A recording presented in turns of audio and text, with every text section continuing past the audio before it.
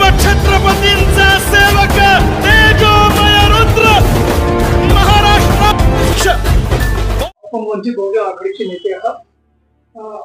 काही आमच्या चॅनल्समध्ये आपलं स्वागत। थँक्यू। आम्ही तुमच्याकडनं जाणून घेऊ नेमकं आता पुढे विधानसभा निवडणूक लागत आहे, पक्षातर्फे आपली कशा प्रकारची तयारी आहे, काय आपण विकासाचे मुद्दे जनतेसमोर घेऊन जाणार आहोत, काय आपली मायक्रो प्लॅनिंग राहणार, काय समीकरण राहणार त्याबद्दल। जय भीम। मी सपना राजेंद्र मेश्राम, उमरेड विधानसभा। माझ्या विधानसभेत मी जनतेच्या मूलभूत प्रश्नांवर काम करेल। आरोग्य, शिक्षण, रोजगार या विषयावर। इथे उमरेड विधानसभेत आरोग्याची स्थिती भरपूरच खालावली आहे। त्याच्यामुळे निदान साधा आपल्याला सिझरेन जरी करायचं असलं तरी नागपूरला जावं लागतं, इतकी परिस्थिती खराब आहे इथे। आणि शिक्षणाचं म्हटलं तर शिक्षणाच्याही गरजा इथे आहेत, आपल्याला शिक्षणासाठीही नागपूरलाच जावं लागतं। आणि रोजगार म्हटलं तर सुशिक्षित लोक बेरोजगारीच्या रस्त्यावर आहेत, त्यांना त्यांच्या एज्युकेशननुसार रोजगार उपलब्ध नाही आहेत, सॅलरी नाही मिळत आहे। त्याच्यावर मी काम करेल आणि उमरेड विधानसभेचा सर्वांगीण विकास करण्याचा प्रयत्न करेल।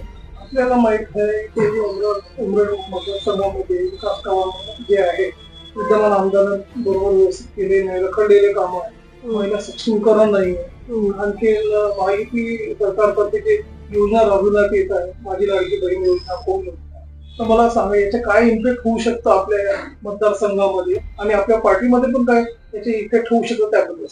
लाडकी बहीण योजना हा तर फक्त म्हणजे आता निवडणूक आहे तर हा फक्त आमिष आहे, ते लाडकी बहीण योजना काही काम करणार नाही। आणि उमरेड विधानसभेत तुम्ही बघताच आहे रस्त्याची व्यवस्था काय आहे, काही मूलभूत व्यवस्था नाही आहे। महिलांना सक्षम बनवण्यासाठी त्यांच्या मोहिमा राबवणं जरुरी आहे।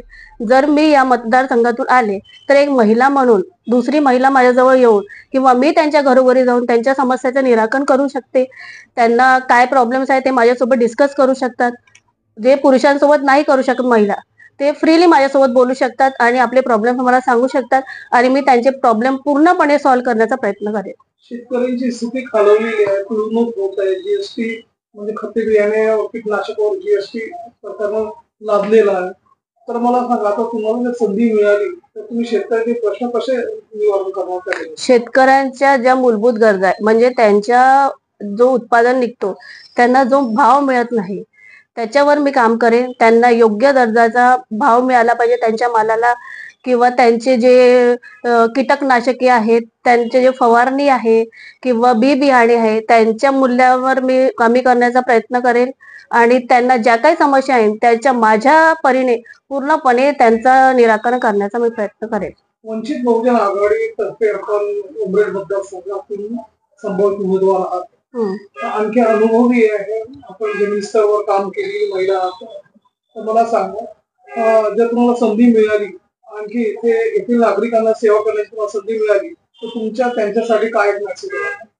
माझा हाच मेसेज राहील त्यांच्यासाठी, जर मला इथून संधी मिळाली तर मी त्यांच्या घरोघरी जाऊन त्यांच्या समस्या जाणून घेऊन त्यांचं निराकरण करण्याचा प्रयत्न करेन। ज्या महिला किंवा बाल विकास योजना आहे त्या राबवून महिलांच्या आणि ज्या काही आहे त्या सगळ्या समस्याचं निराकरण करण्याचा प्रयत्न करेन। आणि महिलांसाठी बाल्यांसाठी मोहिमा राबवेल। आणखी रोजगाराच्या संधी उपलब्ध करून आपल्या इथे MIDC आहे त्याचं काही अजूनपर्यंत काम सुरू म्हणजे पूर्णपणे झालेलं नाहीये, फक्त नावासाठी MIDC बनवून ठेवलंय, 1-2 कंपन्या आहेत तिथे, बाकी काही आहे। त्यांना समोर वाढवून रोजगाराची संधी उपलब्ध, मेन मुद्दा आहे रोजगार आणि आरोग्याच्या मूलभूत गरजा इथे आपल्याला अवेलेबल नाहीये। गरीबातून गरीबी असेल त्यांना गव्हर्नमेंट हॉस्पिटलमध्ये जाऊन पहा, त्याची स्थिती अत्यंत खालावलेली आहे, तर ती इम्प्रूव्ह करण्यासाठी मी प्रयत्न करेन। प्रेक्षकांना आपण बघितलं की हे होते सपना मेश्राम। तुम्ही आमच्या प्रेक्षकांना सांगितलं की तुमचं जे विकासाचे विजन आहे सिंचन आणि आरोग्याबद्दल तुम्ही नेहमी अग्रेसर राहिलेलं आहे आणि पुढे पण तुम्ही त्यांना पूर्ण करणार कटिबद्ध आहात त्यासाठी, आणि तुम्ही आपला वेळ आमच्या चॅनलला दिला त्याबद्दल आपण धन्यवाद। नमस्कार सर, आपण मला सांगा कोणकोणते विकास मुद्दे लक्षात घेऊन आपण निवडणूक लढवत केलं? ह्या उमरेड विधानसभेमध्ये एकच मुद्दा नाही आहे, अनेक मुद्दे आहेत। आज अगर आपण पाहिला हो या उमरेड विधानसभेमध्ये 2009 पासून राखीव झालेला आहे 2009 पासून राखीव झालेला आहे. आणि ज्यावेळी ओपन होता, ओपन मध्ये थोडी बहुत लाट आली होती एक विकासाची, पण 2009 पासून जो विकास सपाट्यानं व्हायला पाहिजे होता तो आतापर्यंत विकास झालेला नाही आहे. आज जर आपण इथं जर पाहिलं तर उमरेड, विहापूर आणि कुई हे तिन्ही तालुक्यामध्ये MIDC चे असे भूमिपूजन करून ठेवलेले आहेत. पण तिथं अजूनपर्यंत विहापूर आणि कुई ह्या दोन्ही ठिकाणी आतापर्यंत MIDC काम आले नाही आहेत. आणि MIDC तिच्या रोजगार जे सुशिक्षित बेरोजगार आहेत त्यांना आतापर्यंत त्यांना रोजगार मिळाला नाही आहे.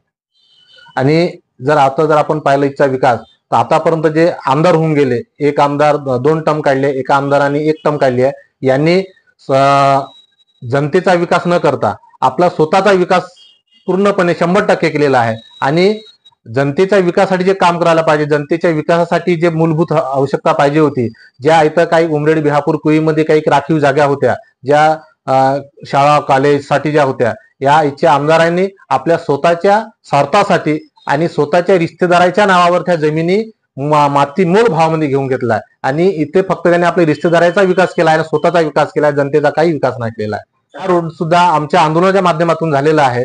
इथे ज्या पद्धतीने आपल्याला काम करायचं आहे आणि सर्वांचा विकास सगळ्याला घेऊन चालायचा आहे, हाच एक आपला विषय आहे. आपण आमच्या चॅनलला माहिती दिली त्याबद्दल आपण